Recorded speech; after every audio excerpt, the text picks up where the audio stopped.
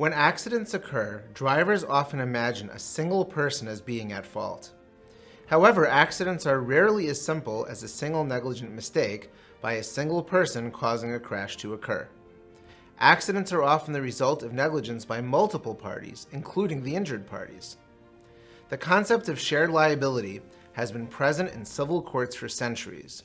Today, all American jurisdictions, including New Jersey, have adopted comparative fault models. However, New Jersey does not follow the traditional pure comparative fault model, but rather a modified version.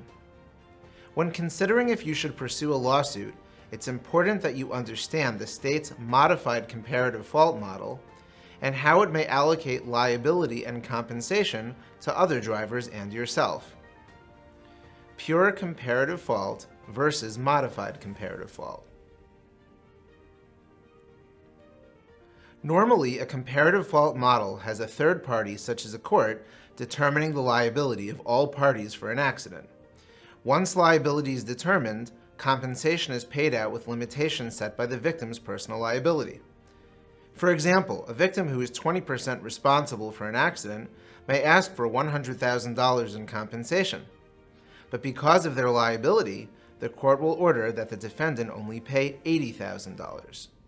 Where pure and modified comparative fault models differ is that modified models do not allow compensation for victims who are the primary liable party. A pure comparative fault model still allows a victim to seek compensation even if they are 99% at fault. Of course, the compensation amount may not be worth the legal effort. New Jersey's modified comparative fault model explicitly prevents victims from receiving compensation if they hold the majority of blame for an accident. This means that your lawsuit may result in no compensation even if someone else is partially to blame for your injuries, because you yourself hold the majority of blame. A good example is the case of Rice versus Miller. Rice was struck by Miller while crossing an 8-lane highway at night as a pedestrian. Though Miller was partially to blame for not using her headlights, Rice had failed to use a crosswalk set aside for pedestrians. As such, the court ruled that he was 75% at fault for the accident and could not receive any compensation from Miller. Based on our experience, it's important that you go over the facts of a case with an attorney prior to beginning a lawsuit. It may become clear that you can't receive the compensation you think you're entitled to through a lawsuit. Multiple defendants. Comparative fault models often require that co-defendants only pay compensation in proportion to their liability. For New Jersey's model, the law states the following rules for determining required compensation from individual co-defendants. Co-defendants who are not 60% responsible for an accident may only be held responsible for proportional compensation. Co-defendants who are 60% or more responsible for an accident may be sued for the remaining total amount, reduced by the victim's own liability.